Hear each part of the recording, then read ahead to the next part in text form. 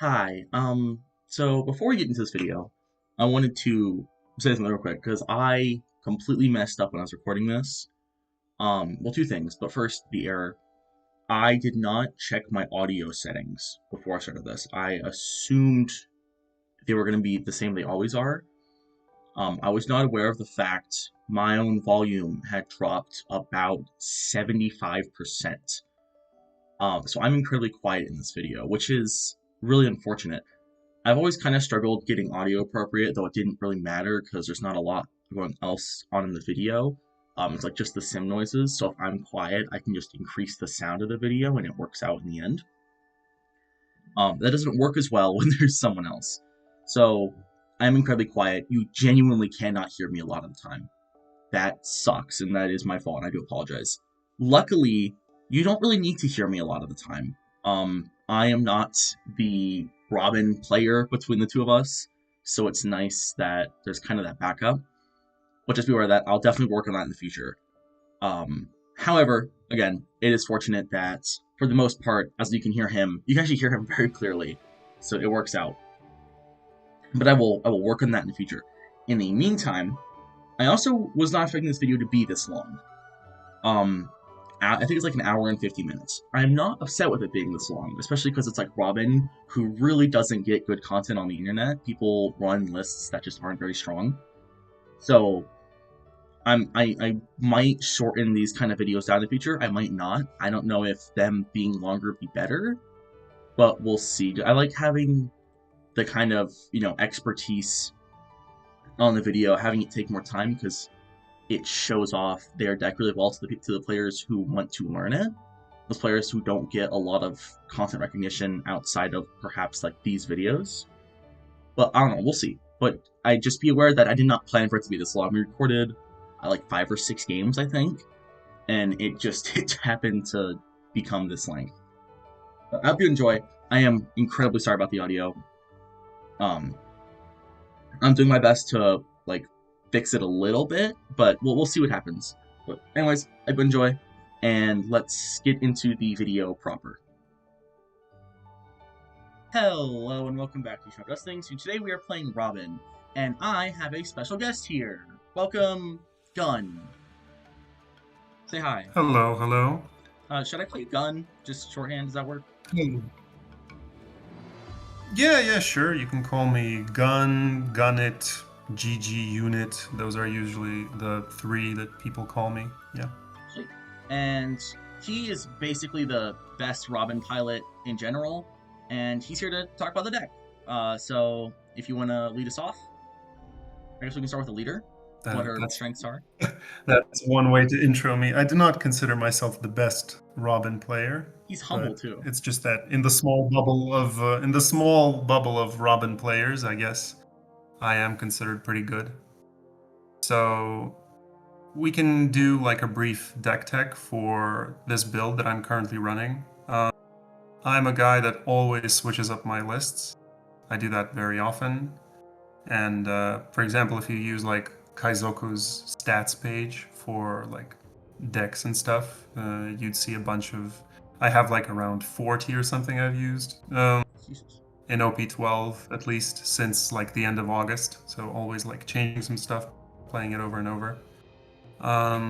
This list. So I'm gonna talk about the deck as if this is for people who play Robin. Yeah. So they have a good understanding at least that it's a banished leader, that how she works and everything. Yeah, and I'll cover so it's going to be a little more in. Yeah. Yep. Great. So this build is tempo / mid-range when it comes to speed. So it tries to apply consistent pressure and at the same time control the board. So let's go quickly over each card. So first we can talk about the 2Ks. I run 16. I run 16 2Ks because it provides enough defense for a very squishy leader. Since Nico Robin is only 4 life, 5K, and there are no like permanent buffs or whatever. So it is good to have consistent defense, at least in this current format. And when we play the matchups and stuff, it'll most likely be brought up. So I run the Nico Olvias, the Beige, the Frankie, and the Baby 5. All of them have Trigger, which is good for Robin's ability, and they're all pretty useful. So out of the 16 2Ks, 12 of them I can play out. There can be certain situations where you would play out a Baby 5, a Frankie, Nico Olvia, of course. Beige, not so much. He's more rare. So next up, let's talk about the Can I ask one removal question package, for first? example. Sorry. So we're gonna, yeah, go ahead, go ahead. You can ask questions, but it's a Yeah. good idea. Like you can ask questions. Out of curiosity, why do you run these specific 2Ks over stuff like the common ones like Usohachi and whatnot? Just like as a reference example, like why these Oh, specifics? sure, sure. Because you still need a solid amount of trigger in the deck. So these 2Ks were selected because uh, your leader, even though I don't run Robin, I don't focus on her ramp so much, but when I do, I hope to have the trigger when I need it. And this deck runs 20 triggers, which is enough to get, like, if I for some reason I need 2 in a row, 20 will be enough. More than enough. And more often than not, you just need at least one to see. So somebody like Usohachi, it is a good 2K trigger, but you'd probably need the build to be a little different. And yeah, that's pretty much it. And then onto the mid game, I presume. Yeah, yeah. So in the mid game and starting basically from turn 2. Oh yeah, I forgot to preface that this list likes to go second. Good to know. And there are some exceptions. There are some exceptions like Lim and Shanks in my recent experience, where I prefer going first. Um, but when it comes to, in general, this list wants to go second. And that's because of cards like Kuzan, for example, who can an excellent tempo play. The card was printed for Robin, even though Enel runs it more often than Robin does. But that's because people play Robin very differently usually. So Kuzan is excellent. The all of these cards, you'll notice a similarity where they're all tempo focused, meaning they try to establish a body and control the board at the same time, which I think is very important for Robin in OP12. So it's Kuzan, then it is Gidatsu, who effectively does the same thing. You play him out, he removes something. He works very well with Kuzan because even if they don't take the first banish hit, even rather, if they take it and they go lower on life, you can still go Kuzan. They go back up to 5, for example. Next turn, they play out a 5 cost. You play out Gidatsu, you pop that, etc., etc. Uh, Next would be Kata and Yamato. They are the late game removal, but we're talking about them together because they do the same thing.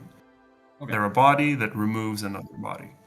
And Kata is special in the sense that he can also heal you. So when I mentioned the 2Ks and how sometimes we play them out, Kata is excellent with them because he can put them into life and they have useful triggers, etc., etc. So what else is important in the mid game? That would be Kuma, Yeah. the new yellow card that all yellow decks absolutely love. Even Yamato loves this card. So Everything. It's it's best. just an excellent mid-range card. Yeah, it's just excellent. It heals you. It buys you time. It's a card they don't want to remove. Well, it's Kuma. Everybody knows Kuma. Yeah. And then Um, also oh, and of course, right. Red Hawk would be the final Mid removal game. card. Okay. And I run 4 specifically because of not only the consistency to remove something on curve, but also because of Sanji Pudding, since it removes with a base cost of 5 or less. Um, Red Hawk plays a very important role in that matchup. Due to this card. And while, yeah, because of their ability to increase the cost. So And also, of course, because it has defensive capabilities. So plus 3k for one is not too shabby. And for somebody as squishy as Robin, it's important. Some other like miscellaneous cards in the deck would be there's Sabo, so the 1k, the This is the remaining interesting one, 1k. I feel like. Yeah. Uh, I am not the biggest fan of this card, and the reason I'm running it is because it's important to have not too many bricks. So I'm of the mindset that one cost events are bricks if you don't have Dawn open. And something like GGun1t is a brick effectively for the first four turns of the game. And Red Hawk can be used defensively to protect you early, but oftentimes it'll be used more so as removal, matchup dependent, so on and so on. But you can notice right now that this deck already has a bunch of bricks. So if I were to count the one cost events, which I do, as bricks. Sitting at a solid 8. So Sabo, huh? Sitting at a solid 8. Yeah. Yep, that's a high number for a deck for a leader that is so squishy. Mhm. So Sabo provides the necessary consistency because it is an excellent trigger to draw two cards. Unlike somebody like 6 cost Saul, so you can show him, Yeah. which I actually as a card I like more, and I have certain builds of the deck which run Saul and it's great. But here, because he's a brick, I don't run him. So instead, I run Sabo. Sabo is also good in a situation where if you have another Sabo in your hand and you don't have anything better to do, better to play out, you play him out. His draw from life is mandatory, but he can put a different copy of himself into life, so you'll have the draw 2 trigger. And also, he can put Kuma into life if you're in a similar position. So at least you can play him out then. And against Teach, you can just play him out on curve on turn 3 if you're going second. So you will ramp and then you will play him out. And his on play will be shut off 99% of the time. So, and it's good against Teach because they can't remove a 7 cost on curve once they take their turn. So, yeah, I think that covers it. And then we can talk about, well, Giant, for Yeah. obvious reasons, is It's in the giant. deck. We don't need This to talk deck, about that. there are some builds of Robin. Yeah, there are some builds of Robin where you won't run this card. For example, if I were to run like 10 cost Ace, if I were to run certain, like if I was more aggressive and like I leaned more into 0 cost event, etc., etc. It's a long story. We won't go into that. But there are certain builds where you don't run it. This is not one of them. And the last card to mention is 8 cost Kid. I really dislike this card. I do not like this card at all. Simply put, because it is an 8 cost that doesn't affect the board, which I think is very bad for Robin. But unfortunately, I am forced to run him because of Blue Purple Luffy. It is currently the worst matchup for at least this version of Robin. Yeah. And folks might ask, well, why don't you run something like Kikunojo or like a 9 cost Brush Luffy, etc., etc. All those cards are bad in multiple other matchups, so I do not run them. They just make other matchups way worse. So, and also, 9 cost Luffy, for example, Rush Luffy, he just isn't good enough against Blue Purple, at least in the context of if you're playing Robin. Because it's very easy to defend a 10k for that deck, and if you spend 9 Dawn on that, you need to do it on curve, and it's not easy, etc., etc. So 8 cost Kid is the best option because your strategy against Blue Purple is extremely straightforward and extremely dumb. And we'll get to it if we like play against Blue Purple. Most likely we will lose horribly, That's fine. but that whole match revolves around seeing Kid.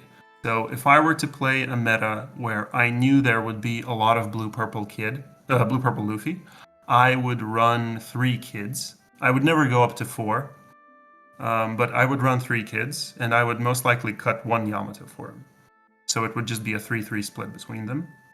And maybe I would also add 7 cost Sanji to the list because he is good in multiple matchups, but he can help you a little bit against blue purple since he can rest Nami. So there will be a sequence of turns where for the first 2 turns you will just attach hold on to Robin, swing, swing, and then on turn 3 you have to play out 8 cost Kid. If it works, ideally they'll have 0 life at that point, and the next turn they'll play out like a Nami blocker, and you'll be able to rest it with Sanji and attempt to go for lethal, and so on and so on. So 7 cost Sanji at least helps in that regard. But this is the list we'll be running today. We will most likely just go through like a traditional gauntlet of popular OP12 lists. Mm-hmm. And against each, just during the match, we'll talk about like the general plan, how it works, yada, yada, yada. And if you have any general questions about the list, like, you can ask now. Sure. We'll do. Yeah, I'll definitely have some. Mm-hmm. Okay. But, is that all good, sir? Yeah. Well, I think I've explained everything about the list, hopefully, and then it's going to be just matchup dependent. So. Well then, let's get into some games. Here, what do you think? We're going first. You're going to mulligan this hand. Okay. He chose to go first. We want to go second in this match, but oh well. Pass. So Kuzan is a match where we want to starve him, and at the same time we need to keep track of our life, of his life, and of our hand size, because that list runs around 2 to 3 puddings. Okay. So the goal is to use our top end. We swing 5 banish, that's fine. And ramp with Sabo because we're going first, so we will have to ramp early. We're keeping our hand size low. And to be clear, you swing 5 and they In counter, the- right? Yes, I am hoping that he counters. Oh wow, he's playing Mr. One. Not the most meta card I've seen in that deck, but okay. It's hashtag. He swings 5. He swings 5. Honestly, this is a position. So he's going to play out a 4 cost, which is most likely going to be Borsellino. Yeah, he searched Borsellino. If I would have to guess, maybe Cavendish. He searched Borsellino. If I knew what he's going to play out, and if I knew it wasn't Cavendish, I would keep Kuzan because I would want to starve him some more. Okay. But because we're not sure what that might be yet. If it's Borsellino. He's searching. Oh, we know. Oh, great. I missed that. My bad. Great. If we know this, because we know it's a Borsellino, I am kind of incentivized to take. Hog. Okay. Considering the hand we have right now, we're gonna take. What about it? Now you can swing. It's very unfortunate that we don't get trigger, and it's another match where. Ah, boy. Okay, so let's swing 6 banish. Let's see what he does. I love the disappointment in your voice. Okay. It's not so much disappointment. But it's just like, oh well. This could have been much easier, but we'll make do. So we're gonna play out Kuzan. Bottom. Put that on the bottom. Actually, you know what? Well, if it doesn't matter, then it doesn't matter. Okay, for He's the down recording, to 3 in I hand. mean, We're winning. yeah, it's just that his list isn't. It's just some weird stuff. You can play Red Hawk. That wasn't that weird. They don't play Mr. One and they don't play Jozu. You can play out Red Hawk and defend. We don't want to go below 3 life against that deck. I think Jozu all the time. You're not playing Kuzans that are running Jozu? What? Jozu and Kuzan? Really? Yeah, it's on 6. I don't know. They don't always have good Kuzan targets. That is such an ass swing, dude. Holy shit. If he has no top end, he might be trying to apply pressure and just kill us. Yeah, but he just wants to Red Hawk to 5. Why is he swinging 7? How do I know? Mm, Worth? you. Hmm. You Keep it don't need for, to use this trigger. yeah, keep it for You don't category. need to use it. Okay, bro. I just kid here, right? I think he's going to be more aggressive against us, considering the fact that he swung with Borsellino and he played out another one. Uh, Playing out Kid. Also, you have to keep in mind that we want our Yamato to work, ideally, since she can't pop True. Borsellino. So we have a choice to make. We can either clear one Borsellino, not play anything out, just keep Red Hawk as defense. And then once he plays out the big stuff, we will start dealing with it with our own big stuff. Okay. I think that is better because I think that he is in a position where he might think he can rush us down. I do not want to give him that luxury. So you can bring 8 into Borsellino with Kuzan.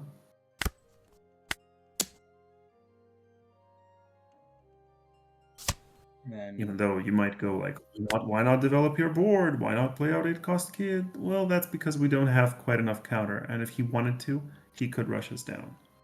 true. On the one hand, I don't want to make him lose his life, but on the other, I do want him to give us at least one card. So you can swing 6 Banish. And if he spends a card to defend, it's worth it. Never play out base here. And no. Okay, you see, he didn't even defend at all. So it didn't matter if we swung 8 or if we swung the 6. So We got rid of a pudding. that's also from his life. Yep. They usually run 2 to 3, yeah. So this is a turn where we will use Red Hawk to defend. Since it's just a 5, you can just play out beige. I mean, counter with beige. Yeah. Same page. So it's gonna be Garden. Okay, so he's gonna swing 5. We're gonna have 6 life total. The fact that he didn't swing into Kuzan is interesting. It could mean that he's more aggressive. It can mean that he might have a 6 cost Kuzan of his own.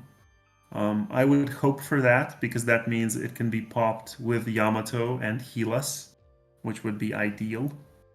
I'm not sure that that would happen. So, on the one hand, it's sketch, very risky, hoping that he has specifically 6 cost Kuzan in this position. But that's fine, because I think we just take here. Because Well, we can kind of curry whatever he plays out. And assuming he even has a Garp combo with this low of a hand, seems unlikely. sure. Okay.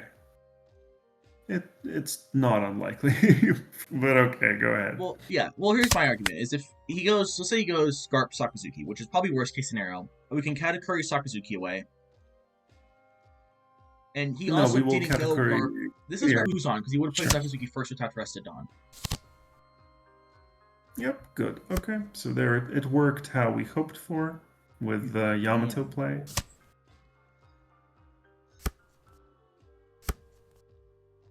So we're just gonna play out Yamato and pop. And now you can attack 5 Banish. Yamato, more often than not, when you play her out, it's the official signal to you for you to stop starving your opponent because she's done what she needed to. Okay. And you can go aggro. But against Kuzan, since he has so few resources, like you're able to starve him out, and because of Banish, because you're clearing his board and so on, he always has to make a choice between, do I deal with the opponent's board or do I develop my own board? He can't do both at the same time.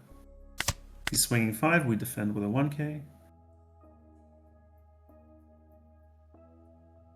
It's not a Garp combo, at least.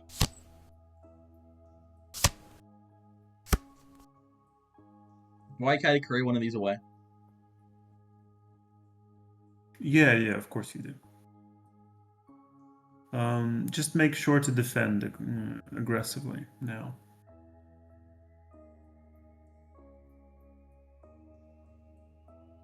If I give a Red Hawk this turn, I can probably remove 2 threats.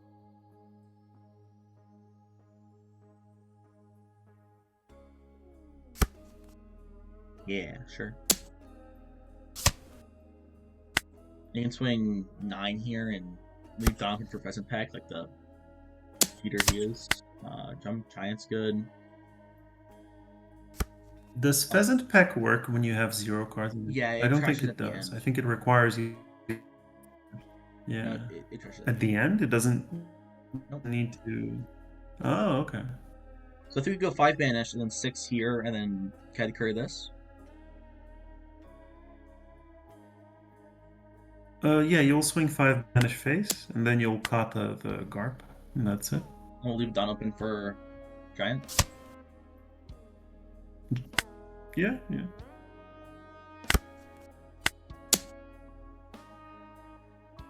Pheasant Peck, Joseph.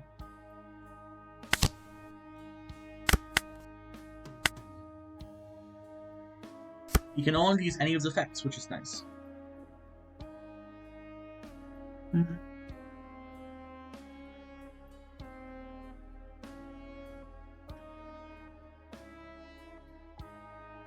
And you're gonna giant the kid away, by the way. Oh, really?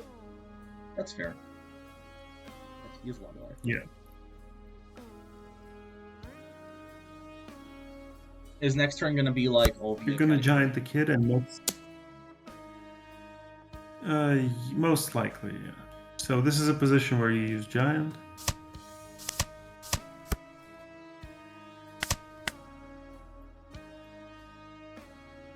Mm-hmm. He's spinning for lethal.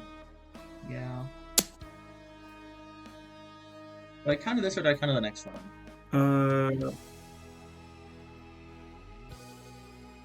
I think you can take this one because you will take one of them at least for sure.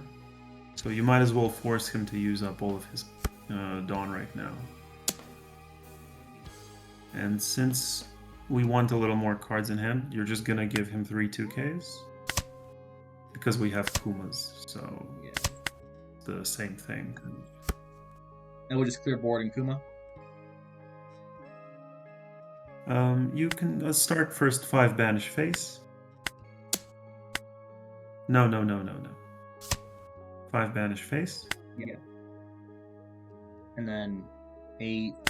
Then you swing. No. It's okay. You need to make sure that the 8k power guy dies first. So you can swing 9 into 8. Or if you want 10 into 8. If you want to go, I kind of want to go 8 and 8 because he's incentivized to counter that because he has been counting those small swings. Yeah. We want him to use it up. Yes, we want to use. So we still have Don for Kuma instead. Yeah, and he wants to go in. Cool. So 9 into 6 or 6, sure, I guess. But cross. Yeah, you'll swing face. And then, for Dawn efficiency, if you want, you could play out Kata, put Kata into life, creating a loop that way. Okay. That was So, the wrong way to do it, but that's fine. Still keeping up. Yeah, technically it should have been the rested one, but it's okay. If he chooses to swing exactly 8 at my category instead of a really big number at my Yamato, I think I'll be okay with that.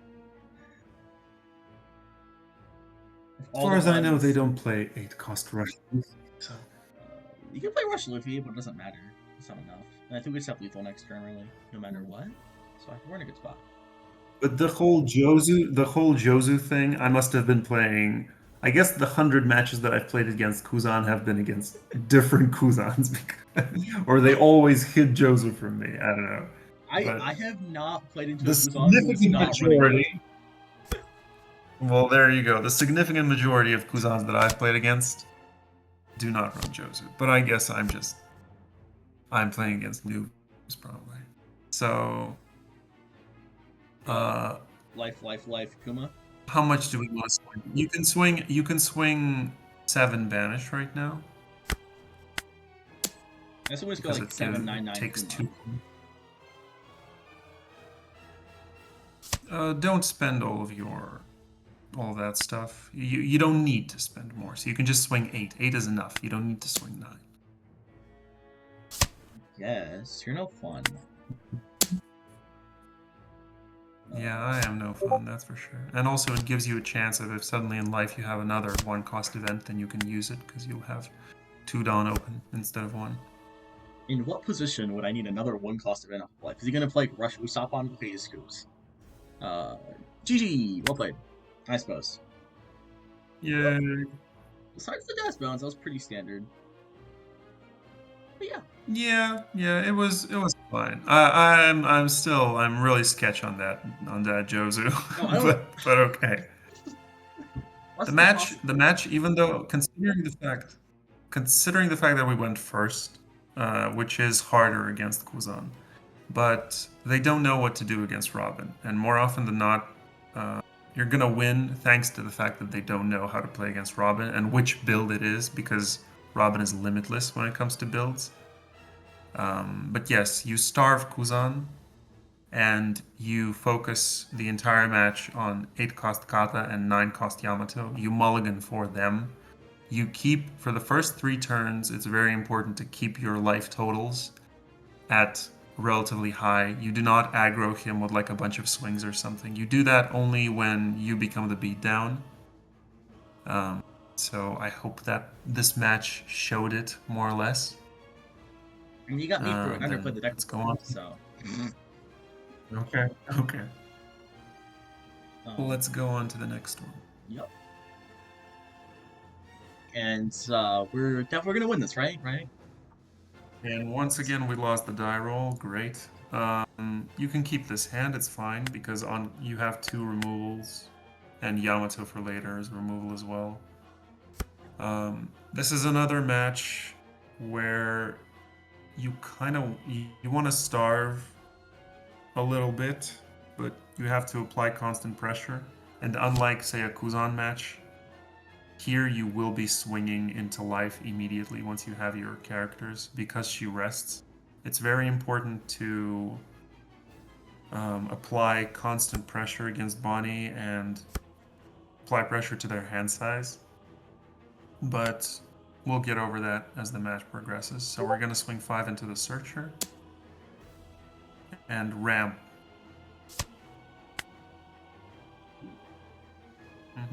Yeah. We can take life against Bonney pretty confidently. Yeah, same with most decks, I think. No. Against Bonney? There are against Bonney. Yeah, we take sorry. life. It's fine. It sucks. There are certain matchups where we don't. Yeah, I meant Really? most decks into Bonney. Not that my bad. Oh yeah. A rogue. At least it's not 2 searchers. Well, it was technically. We'll take. This, right? Ooh, nice. Yeah. Ooh, nice. Yay. Christmas. So you will swing 5 into the Searcher, and the question is if you will ramp. My answer is... My answer is no, because you have Kata already, and you will set up a higher Yamato later. He'll do this, now you go Kuzan. Yeah. That nerd. I think I got it. Bottom pass. If we're lucky, we might even get a Yamato pop Mihawk, which will be very nice. Oh, he's gonna play like Cavish, and we have to hope that he doesn't go. We have to hope that he doesn't go Hody Jones. Next turn, not this one. Turn later. So we'll have to count life. That's the whole point. We'll have to set it up in such a way. Well, we'll try to set it up in such a way where we're able to maximize efficiency with Yamato.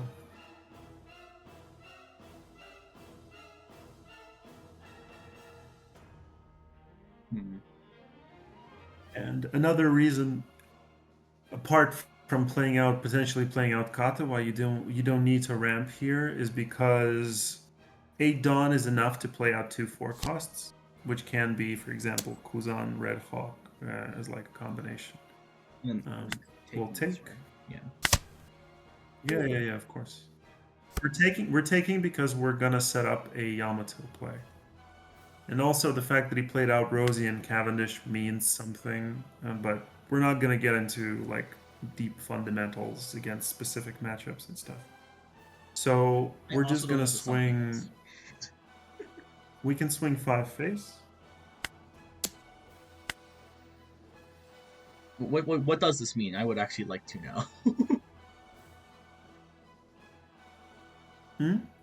What do you mean that like Cavendish Rosie means something? Because like I would actually like to know. It tells us more about his deck because not everybody plays Rosie, for example.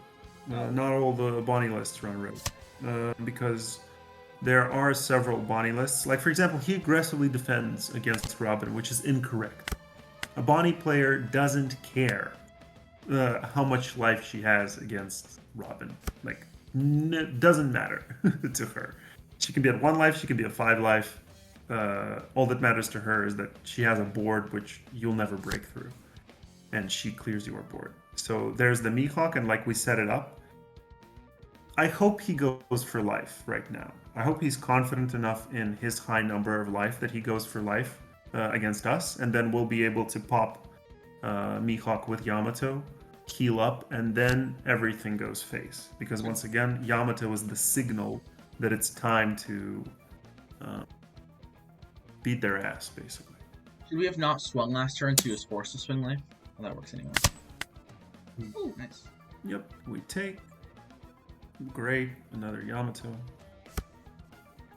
And now we just go ham. So you play out Yamato first because it's 8 life total. Then banish first, always. Just 5.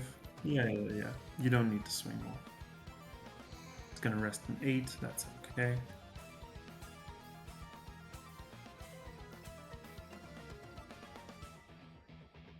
If you want to try and set up a Yamato hit again, you can not. If you want, you can not swing with Kuzan to not provoke the attack into him. So, on purpose, you can not attack with Kuzan right now. So you can make him go for your life and then repeat the Yamato thing again. And since you will have the same number of life, you can pop an 8 cost again. The Mihawk, for example. That sounds like fun. If he plays out Shanks, that means you will have to defend your life and then pop a 9 cost with Yamato.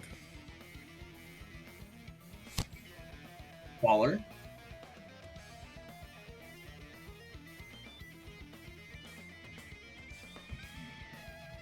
So I guess that means that he on his own, he's decided, okay, I have to go for board. Like, or no, I guess he's just playing out stuff, then you take, yeah, you just take.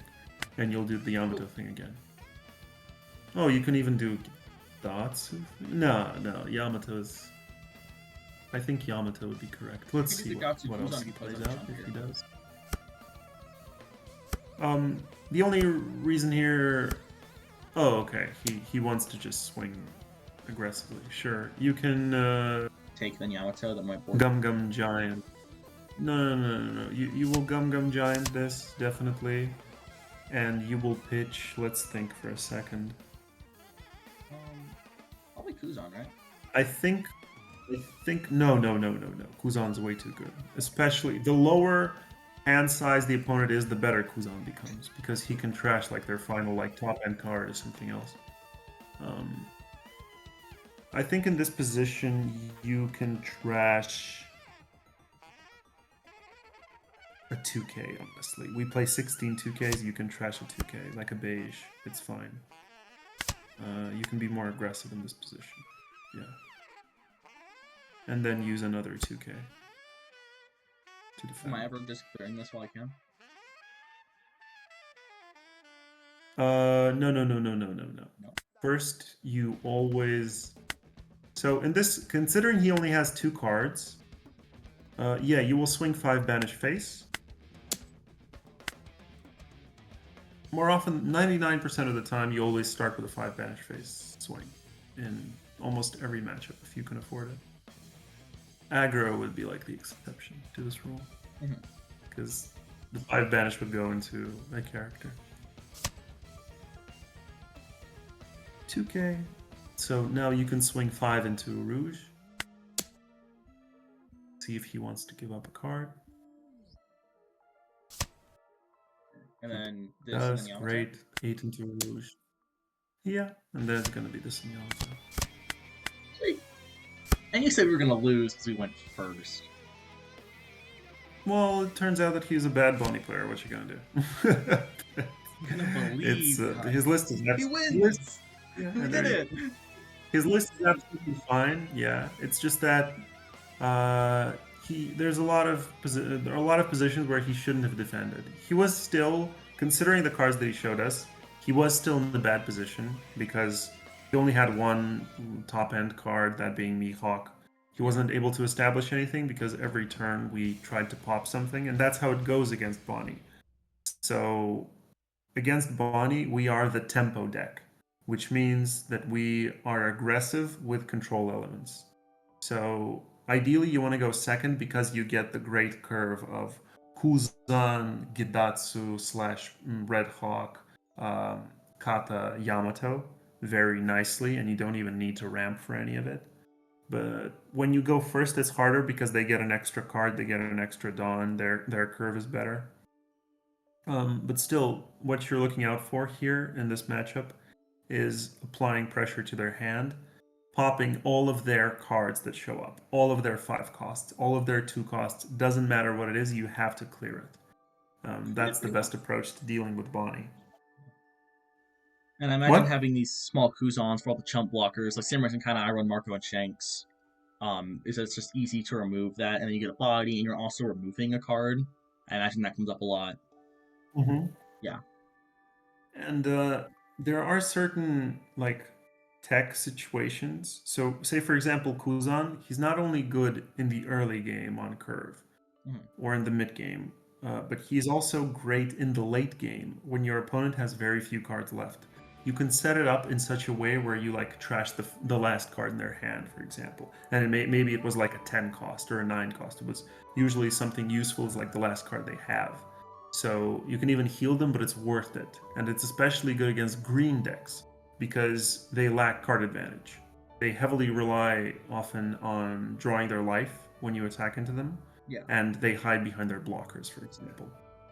So I think I've pretty much covered the general basis of how you want to beat Bonney in this match. Even if the opponent wasn't the best, it's still good demonstration. So how do you deal with like an 8-cost kid? If they have, let's say they have Tashiki, right? So you can't. You normally try to Katakuri it, I presume. But assuming you can't, right? Like, how would you deal with that?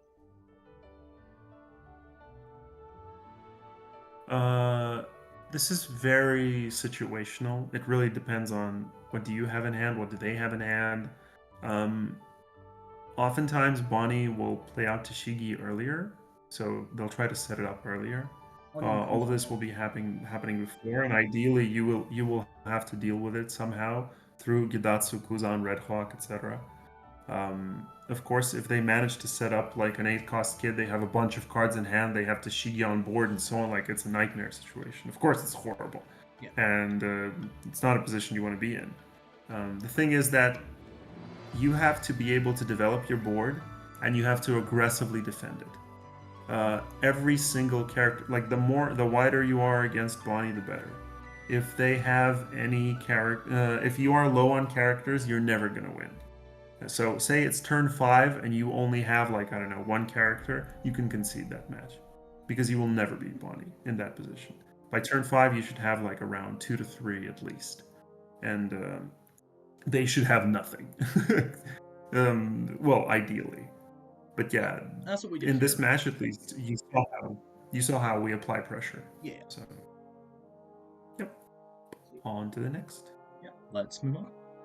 Take second, as he has decided. I assume this hand's bad. Well, you have Kuma, which is great. You have Gidatsu, which is good. You lack Kuzan right now, Yeah. but it's fine. Honestly, you lack Red Hawk Kuzan, but we can make do without it. You can keep because Kuma is very good in the match, Okay. and you have a 2K. So Zoro struggles into yellow. Enel is his worst matchup, and you pass. And we are effectively pulling an Enel against him. And his first swing, if it is a 6 or a 5, you always defend, because his next swing will be an 8. And every consecutive swing will be at least an 8, usually. So it's a 7. It is a 7. A 7, I would not defend. You can take that. Hey, we're so good at this game. Yep. Kuzan. Just like we drew it. No, you always swing 5 banish first. You never play out Kuzan first. I keep thinking of Bonney for some reason. That Bonnie's got me rattled. Sure. It doesn't matter. Whenever you swing 5 banish face, and then they usually always defend the 5 banish, and then you play out Kuzan to the bottom, they trash. It is another match where you starve the opponent. He's gonna go to Shigi. We're gonna go to 2 life, but we can do that, yeah. Ideally, this was one of those positions where if he had swung 6 or 5, we would have defended, so right now we would have been at 3 life and not 4, and we could have played out Gidatsu like no problem, but because we're in a position, yeah, you can swing your 5 and then ramp with Sabo. And we're gonna ramp because... I did not ramp. Oh, you didn't ramp? No. Oh my god, I love when everybody I coach, they like to rush things. So you've officially done that as well. You see how the reason why it's bad that you didn't do that right now? Because he's on 7 Dawn, which means he'll most likely play out a 5 cost, which we could have popped and healed with Yamato. But because now he's going to swing a bunch. Yeah. So right now we are in a... Oh, he's only swinging 6. Okay, you defend them. Yeah, I knew this was going to happen, so I didn't ramp. Duh. That ramp would have done nothing for us. So right now we're going to swing... Who's on this, right? This is an interesting position. Swing 5 banish.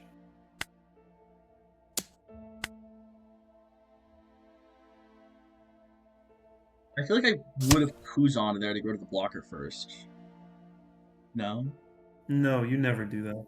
No, because what he's done now is that he's already given you that, and you can still play out Kuzan and get rid of the 1 cost.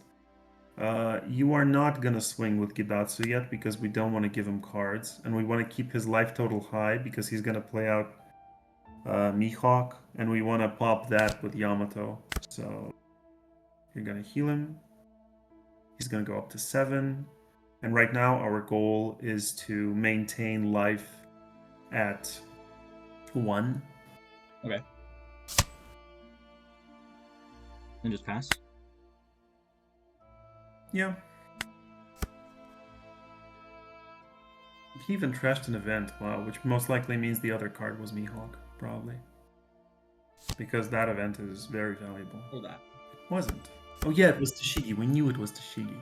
So he decided to keep her instead. Yeah, sure. Clear the board. That's fine. How did we know it was Tashigi? Because he searched her earlier. Yeah, but he played with the searcher he played out on turn 1. Yeah, he played Tashigi. 2, sorry. Well, yeah, when he... I'm not defending. Oh, okay. Yeah, sure. I guess it was intuition then. Am I Whatever. defending this or no? No, you're not. No. You don't defend your characters against him unless it's like your late game and you're going for game. You don't need to. What you need to do is have a bunch of cards in hand. So he's about to swing 6 with Cavendish. You will give him a 2k. Oh, he's gonna swing. I wonder what he's gonna do. He's gonna swing. Okay, then you don't. You don't actually. Did you give him a 2k for the Kuzan? Yeah. Okay, give him a 2k for the Kuzan. Then Yamato this, right? Yeah. Give him a 2K. So be it. And then let him swing face for a billion million. After. Yeah, because I go. And now you can just 5 clear here, his 6 here, Yamato. board. Yeah. Yeah, we never needed a ramp. It was planned. We would have just lost a card. Of course.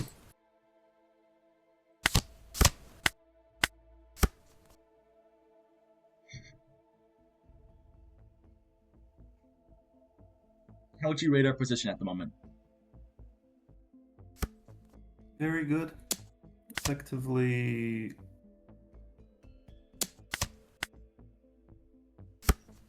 Is this a Kuma turn? Well, it depends. It still depends on what we see, of course. But you can swing 5 banish. You don't need to swing more ever in this matchup, almost. Is this just Kuma trashing like Red Hawk or something? Trashing Sabo? So now it's Sabo. a position where this is a position where we're gonna start applying pressure. The question is, do we want to start giving him cards? So I think so. I think we can start attacking, which means he will start clearing our board and swinging face at the same time. Because sometimes you can wait even longer if you want to.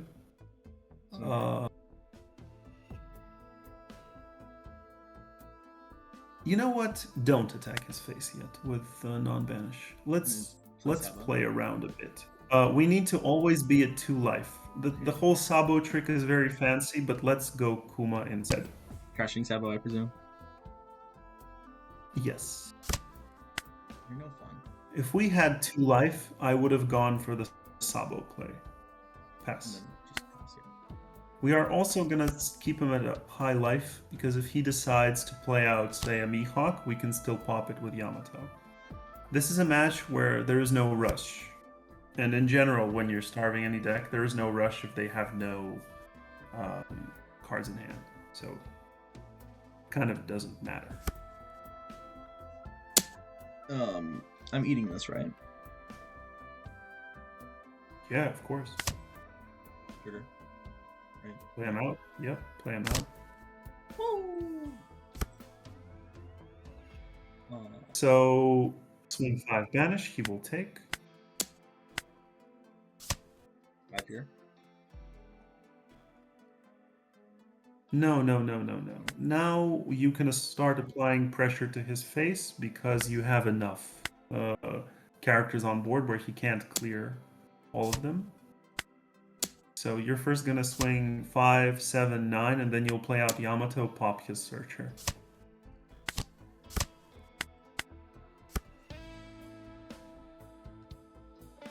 Cool. And we're chilling. Yep. He's probably found his Mihawk at this point, I would guess. Okay, he wants to go for our board instead. So be it. That's fine. We are in a position where we will start defending our board. So, oh, he's gonna swing 11 face and then he's gonna do that. Yeah, sure, you just take this. Ooh, another Yamato.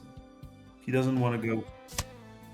If he doesn't want to go for our board, so be it. He'll just keep one for Asura instead. Should I counter this? So, yes, you should. You should never go to 0 life against Zoro, if you can afford it. You should always stay at 1 and then bounce to 2. Then Kudatsu, I assume? Yeah.